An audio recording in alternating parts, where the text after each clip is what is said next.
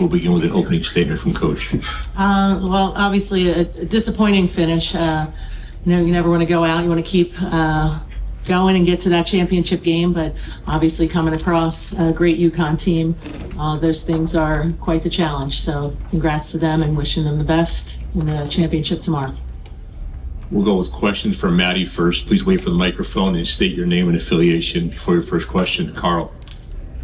Carl Adam at Coast Media. Maddie, 37 points against them in a half was pretty good. Did they do anything defensively different in the second half?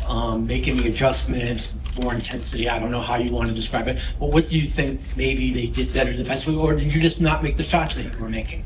I think we were getting good looks. We just weren't hitting a lot of our shots, and they also were collapsing a bit more, which we realized. So I think next time or next team we play, we just got to find the open shooters and then knock down our shots. Questions for Maddie. Up front, Doug. Hey, Maddie, Doug Feinberg, the AP. What was going well in the first half when you guys were hitting shots? What was working for you guys in the offensive end? I think in the first half we were just the more aggressive team, and we were driving, getting to our spots, hitting our shots as well, and then we're also offensive rebounding a lot and just doing our thing. I think we just stopped a little bit in the second half, but yeah. Take a question in the back right.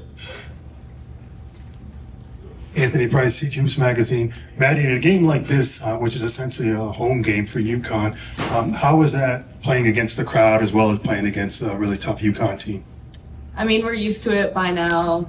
This is my second year, so I'm also used to it. But for the new people, we had to tell them it's like a home game. It's just we have to shut out the noise and just do what we do, stay together. And we have our own fans here, so just relying on them.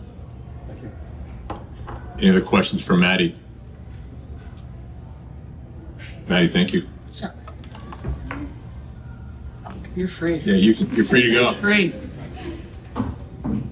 Questions for Coach. Right here, Mike on the corner.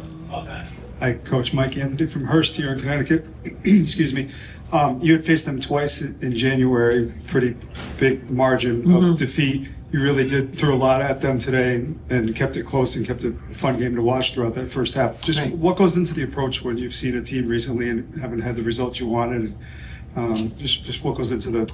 Yeah, well, obviously it's just a continued growth of your team and progression throughout a season, and trying to flush away the two games prior, learn from them. We talked about it after those games. We watched the film and learn and grow at practice. And I think this team has done that. There's so many areas, so many holes that you want to plug, but wanting them to consistently stick together, especially on the defensive end. And I laugh today. You come out in that first half, and it wasn't a defensive battle by any stretch. The offense was flowing for both teams, so going back and forth. So you knew those adjustments were going to be made at halftime. Unfortunately, they turned it up another level, and we didn't match it, and things didn't go our way offensively. But I was pleased with the recognition of new season once the conference tournament comes into play, and not getting caught up on those two previous games.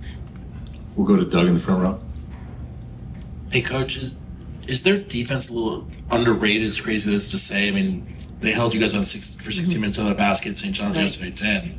Everything about the offense, but how good are they defensively when they're locked in like they were? I think they're a great defensive team. Who's underestimating their defense? Are they on the national scale? I don't know about that. But, I think they always do a great job of shrinking the court. They keep you on one side of the floor. They're disruptive. They get in the passing lane. So you feel it, and it's out there. So and they have a lot of players coming in to the game. So whoever is stating that it hasn't played against them or hasn't been watching enough basketball. Question in the back left. Hey, Coach. Kari Thompson, Boston Globe. Sarah Strong had 16 rebounds in this game. What makes her so good on the boards, and could you speak a little bit about her impact defensively? Yeah, I think, definitely defensively, you've seen her growth this season, just the importance of getting out there, guarding perimeter and post. But I think she found herself in great position. they know the shots are going to go up, the recognition of where they're going. And then Sarah did a good job of getting that inside position, using her body to come up with some. So, yeah, she was killing it on the boards for sure.